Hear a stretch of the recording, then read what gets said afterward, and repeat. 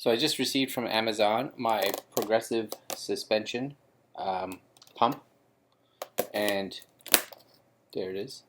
It comes in a couple of different models, so I got the 0 to 60 psi, and we're going to head outside now and see how it works and use it to inflate my rear suspension on my Nomad. Alright. Okay, so I just picked up this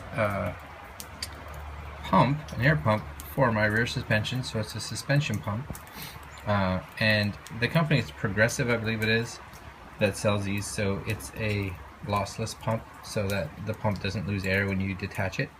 And I don't know if you guys can see this, but on the Nomad, let's see if I can see it down here, it is right there.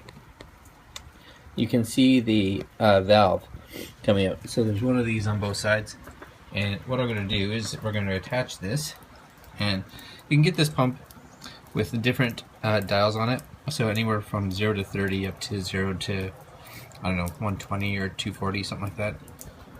Mine, of course, is to 60 because the shocks can put upwards of about 40. Someone had said that you shouldn't put more than 43 psi in there, so I figured a 0 to 60 would be good. And of course you want both shocks to have the same amount of air in them. So I'm going to attach this to my shocks and see if I can pump them up. I'm going to get them to hopefully somewhere around the mid 30s. So we say about 1 psi for each pound. So because I'll be riding a lot of 2-up, I'm going to put it around the 30 mark. So as you can see, I've got it attached, and right off the bat, this one, so when I'm sitting would be my right shock, sitting at about 15, so definitely low even for just me riding on it. So again, I'm going to try to get it up to the around 30, 35, and then do the same on the other shock. For the Nomad, they said in one article that I read to not go above 43, so I'm not going to get close to that, but we'll see how she goes.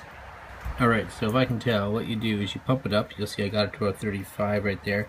If I were to have had it too much, I can actually hit this little button on the bottom. I'll just tap it, and you can see the pressure drop. Right, so it drops quite a bit. So I'll end up pumping this back up to 35 and do it again. Again, try not to get it too high, so not anywhere above like 40 or 43, and that's if you want to really, hard. So I'm going to do, again, 35 and go from there. Alright, so got the right shock all set up, 35 as well. Not going to be able to take this out right away for a ride because of it being like that out, which, nope, not having that. So as soon as I get it out, I'm going to take it for a test.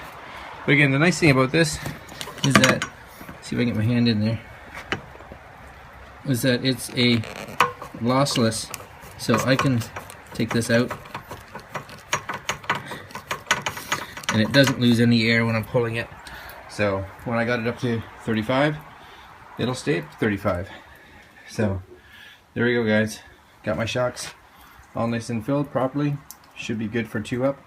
And if I'm by myself, it's pretty easy to take some air out as well as put air in. So I will carry this on the bike with me. Put them right in there. Nice and easy. Alright, guys. Cool. Thanks for watching. Ciao. Bye.